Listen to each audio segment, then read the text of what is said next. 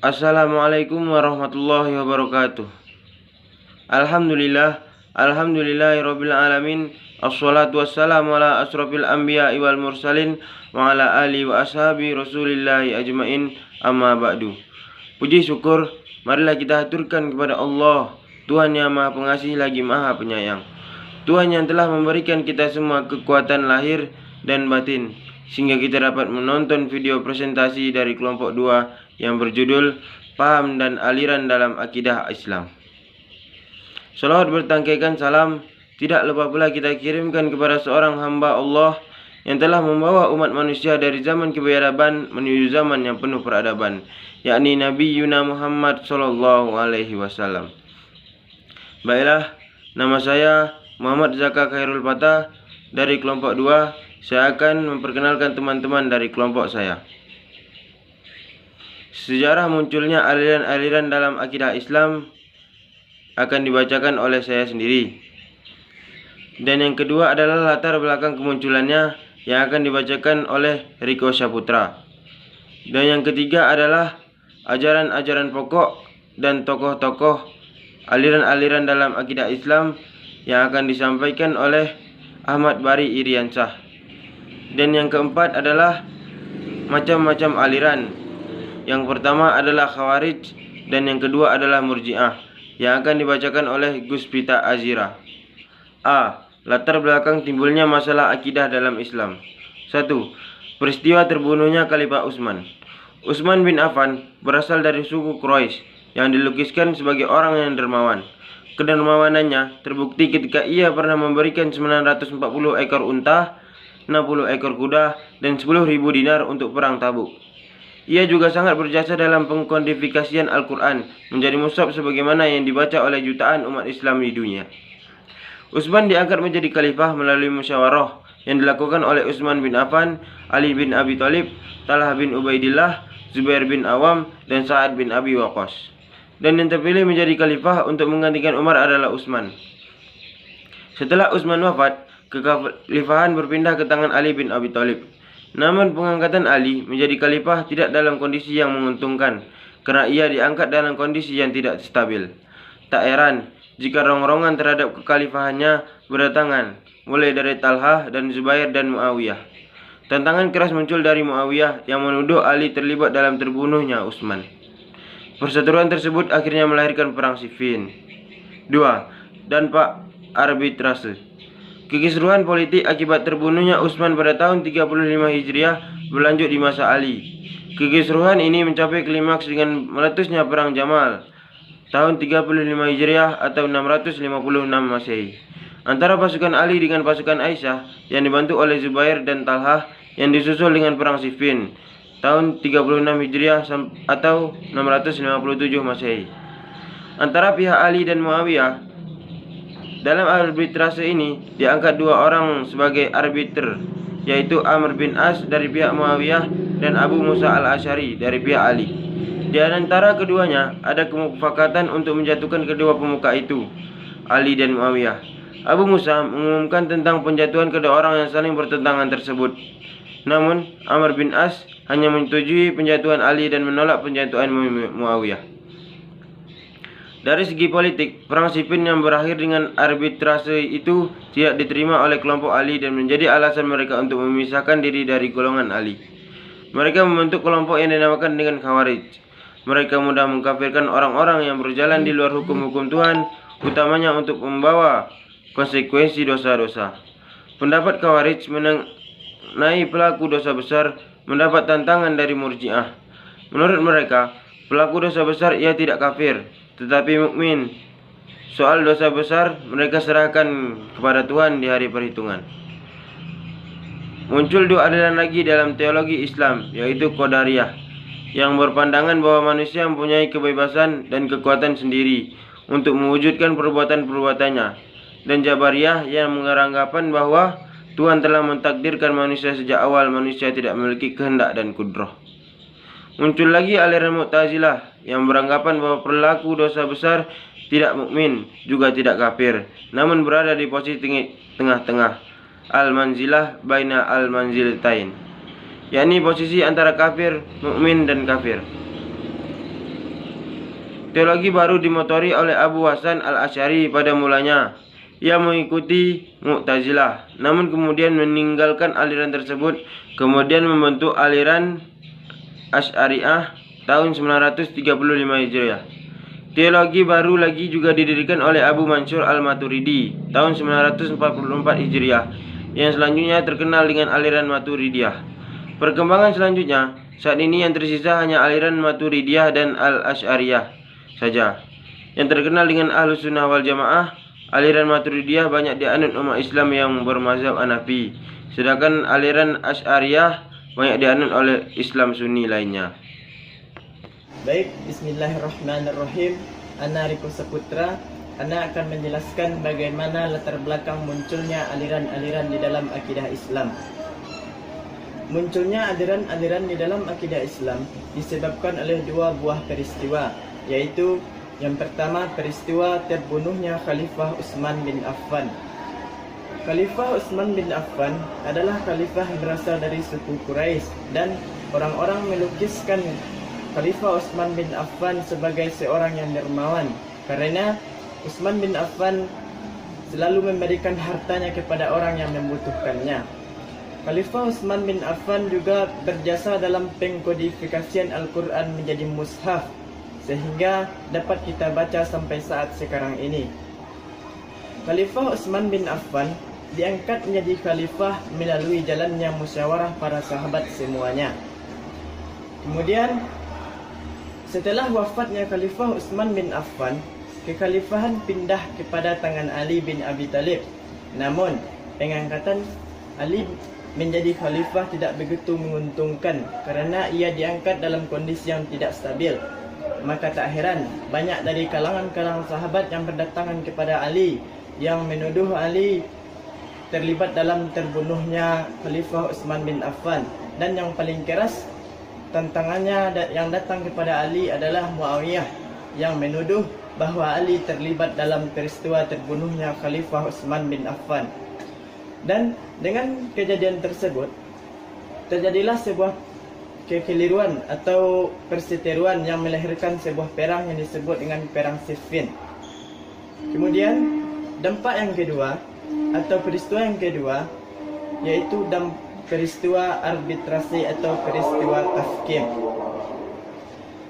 Kekeliruan politik akibat terbunuhnya Utsman bin Affan pada tahun 35 Hijriah sampai kepada zaman Ali dan melahirkan sebuah puncak atau melahirkan sebuah perang yang disebut dengan Perang Siffin yang terjadi pada tahun 657 Masehi antara pihak Ali dan pihak Muawiyah. Di dalam peristiwa arbitrasi tersebut diangkatlah dua tokoh, yaitu Amr bin As dari pihak Muawiyah dan Abu Musa al-Asy'ari dari pihak Ali. Di antara keduanya ada kemufakatan untuk menjatuhkan kedua pemuka tersebut, yaitu Muawiyah dan Ali. Kemudian Abu Musa al-Asy'ari mengumumkan tentang penjatuhan kedua orang tersebut. Namun Amr bin As hanya menyetujui penjatuhan Ali saja dan menolak penjatuhan Muawiyah. Dari segi politik, Perang Siffin yang berakhir dengan peristiwa arbitrasi tersebut tidak diterima oleh kelompok Ali dan menjadi alasan mereka untuk memisahkan diri dari golongan Ali. Kemudian mereka membentuk sebuah kelompok yang disebut dengan Khawarij, artinya orang-orang yang keluar dari golongan Ali. Mereka mudah saja mengkafirkan orang-orang yang berjalan di luar hukum Allah. Terutamanya mereka berpendapat bagi orang yang melakukan dosa besar, mereka menganggap itu kafir. Itulah yang membuat kaum Khawarij ini terlalu keras dan radikal terhadap Islam, karena mudah saja bagi mereka mengkafirkan orang. Kemudian mereka mendapat tantangan dari kelompok Murji'ah yang menganggap bahwa orang yang melakukan dosa besar tetap dihukumi mukmin dan diserahkan kepada Allah Subhanahu wa taala pada hari perhitungan nantinya. Kemudian muncul lagi aliran Mu'tazilah yang beranggapan bahwa ketika manusia melakukan dosa besar, manusia tersebut tidak mukmin dan tidak juga kafir, artinya di tengah-tengah. yaitu manzilah baina manzilatain. Artinya mereka tidak memihak sesuatu pun, tidak menganggap manusia kafir dan tidak menganggap manusia mukmin. Mereka menganggap manusia itu berada di tengah-tengah. Kemudian muncul juga teologi baru yang dimotori oleh Abu Hasan al-Asy'ari. Pada mulanya ia pengikut Mu'tazilah, namun kemudian meninggalkan aliran tersebut dan kemudian membentuk aliran Asy'ariyah pada tahun 935 Masehi. Teologi baru ini juga didirikan oleh Abu Mansur al-Maturidi yang selanjutnya terkenal dengan aliran Maturidiyah. Dan itulah perkembangan selanjutnya. Saat ini yang tersisa hanya aliran Maturidiyah dan Asy'ariyah yang terkenal dengan panggilan Ahli Sunnah wal Jamaah. Mungkin hanya itu yang dapat saya sampaikan mengenai tentang latar belakang munculnya aliran-aliran akidah Islam di aliran-aliran akidah Islam. Sekian, terima kasih. Perkenalkan, nama saya Ahmad Bari Diansyah. Pada kesempatan kali ini, saya akan menjelaskan tentang ajaran pokok akidah. Ajaran pokok akidah yang pertama adalah iman. Di bidang akidah, risalah Islam mengajarkan tentang kepercayaan atau keimanan terhadap 6 hal yang kita kenal dengan rukun iman. Iman yang pertama adalah iman kepada Allah, iman kepada malaikat, iman kepada kitab, iman kepada Rasul, iman kepada hari akhir, dan iman kepada qada dan qadar. Keimanan terhadap 6 hal tersebut harus ditindaklanjuti dengan amal atau tindakan yang bersikap berpegang teguh kepada keimanan tersebut. Iman diyakini dalam hati, diikrarkan dengan lisan, dan dilakukan dengan perbuatan. Hadis riwayat Muslim. Keimanan juga dibahas dalam surah Fussilat ayat 30 yang artinya, katakanlah aku beriman kepada Allah, kemudian berpegang teguh istiqomah keimanan itu. Sesungguhnya orang-orang yang berkata Tuhan kami ialah Allah, kemudian mereka tetap lurus istiqomah dalam keimanannya. Niscaya turun kepada mereka malaikat menyampaikan pesan kepada mereka bahwa janganlah kalian takut dan bersedih, dan bergembiralah dengan surga yang telah dijanjikan Allah kepada kalian. Quran surah Fussilat ayat 30. Ajaran pokok akidah yang kedua adalah syariat. Di bidang syariat, Islam mengajarkan tata cara beribadah yang meliputi hablum minallah, yaitu hubungan langsung dengan Allah Subhanahu wa taala, dan yang kedua adalah hablum minannas, hubungan dengan sesama manusia. Hablum minallah dikenal pula dengan sebutan ibadah mahdhah, yakni ibadah salat, zakat, puasa, dan haji. Hablum minannas dikenal dengan sebutan ibadah ghairu mahdhah dan muamalah, meliputi ajaran tentang aspek kehidupan sosial, ekonomi, politik, hukum, keluarga, dan aspek kehidupan duniawi lainnya.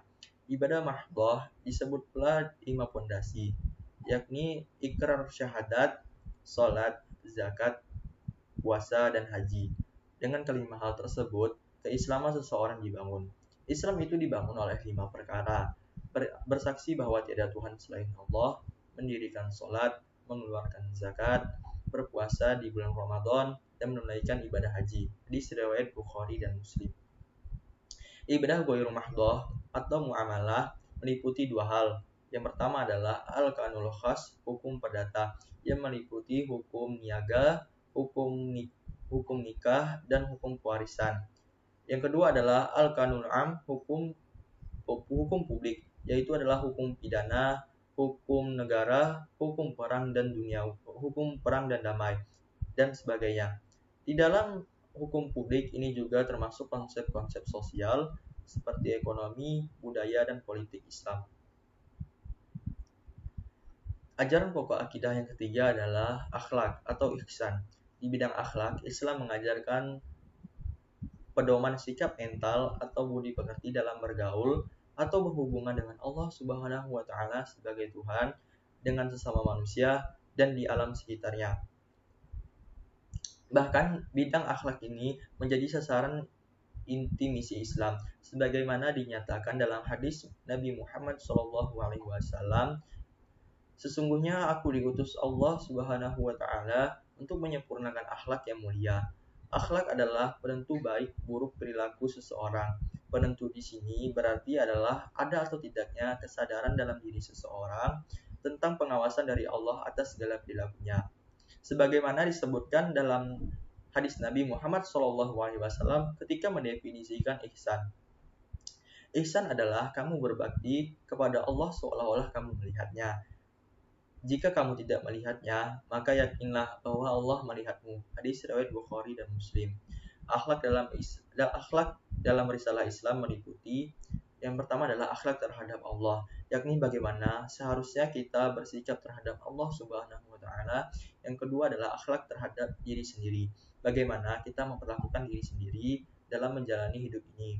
Yang ketiga adalah akhlak terhadap sesama manusia, yakni bagaimana tata cara kita bergaul, melakukan interaksi sosial sesama manusia. Dan yang terakhir adalah akhlak terhadap alam semesta, yakni bagaimana seharusnya kita memperlakukan flora dan fauna, termasuk sikap kita terhadap makhluk-makhluk gaib seperti jin, syaitan, dan malaikat. Allahu a'lam bishawab.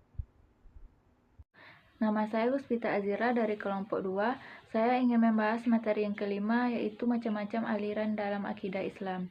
Yang pertama yaitu aliran Khawarij.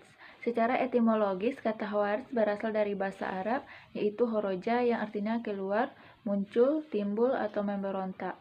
Berdasarkan pengertian etimologi, Khawarij berarti setiap muslim yang ingin keluar dari kesatuan umat Islam.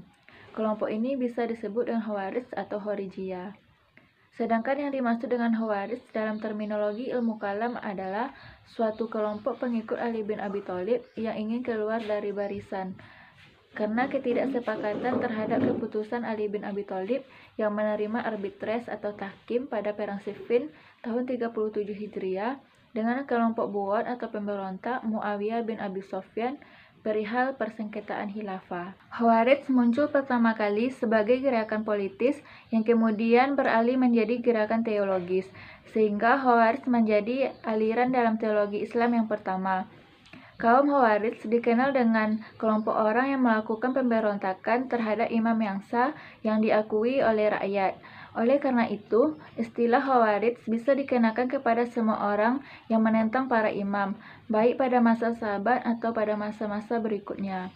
Adapun ajaran-ajaran di dalam aliran Khawarij, yang pertama, kaum muslimin yang melakukan dosa besar adalah kafir. Yang kedua, kaum muslimin yang terlibat dalam perang Jamal adalah kafir. Yang ketiga, khalifah harus dipilih rakyat, serta tidak harus dari keturunan Nabi Muhammad dan tidak mesti dari keturunan Quraisy. Jadi, seorang muslim dari golongan manapun bisa menjadi khalifah asalkan mampu memimpin dengan benar. Aliran yang kedua yaitu Murji'ah. Murji'ah berasal dari bahasa Arab yaitu roja'a yang artinya kembali. Aliran ini berpendapat bahwa konsekuensi hukum dari perbuatan manusia pada Allah Subhanahu wa taala. Awal mula timbulnya aliran ini adalah sebagai akibat dari gejolak dan ketegangan pertentangan politik, yaitu soal khilafah, yang kemudian mengarah ke bidang teologi. Dalam suasana pertentangan ini timbul suatu golongan baru, yaitu Murji'ah, yang ingin bersikap netral, tidak mau turut dalam praktek kafir mengkafirkan yang terjadi antara golongan yang bertentangan itu. Bagi mereka, sahabat-sahabat yang bertentangan itu merupakan orang-orang yang dapat dipercayai dan tidak keluar dari jalan yang benar. Oleh karena itu, mereka tidak berpendapat tentang siapa yang benar dan siapa yang salah. Mereka memandang lebih baik menunda penyelesaian persoalan itu ke hari perhitungan di hadapan Tuhan. Adapun ajaran-ajaran dalam aliran Murji'ah yang pertama, iman adalah cukup dengan mengakui dan percaya kepada Allah dan Rasul. Berdasarkan hal ini, seseorang tetap dianggap mukmin walaupun meninggalkan perbuatan yang difardukan dan melakukan dosa besar. Yang kedua, dasar keselamatan adalah iman semata-mata. Yang ketiga, orang Islam yang melakukan dosa besar tidak dihukumkan kafir. Yang keempat, Muslim tetap mukmin selama ia mengakui 2 kalimat syahadat. Yang kelima, hukum terhadap perbuatan manusia ditangguhkan hingga hari kiamat. Baiklah, sekian hasil presentasi kami dengan judul Paham dan Aliran dalam Akidah Islam. Bagi teman-teman yang tidak paham dan ingin bertanya, silahkan bertanya di kolom komentar. Sekian dari kami. Wallahul muwaffiq ila aqwamit thoriq. Wassalamualaikum warahmatullahi wabarakatuh.